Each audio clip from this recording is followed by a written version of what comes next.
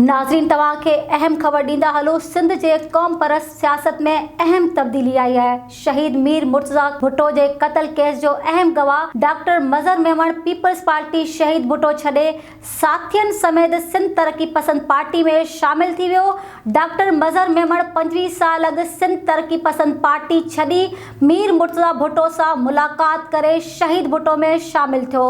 संदसि शमूलियत खां पोइ तमामु जल्द मीर मुर्तज़ा भुट्टो शहीद थी वियो, पर पार्टी सां वफ़ादारी निभाईंदो रहियो। सिंध तरक़ी पसंद पार्टी जे चेयरमैन डॉक्टर कादिर मंगसी सां मुलाक़ात करे हिकु भेरो ॿीहर तरक़ी पसंद पार्टी में शामिल थी वियो।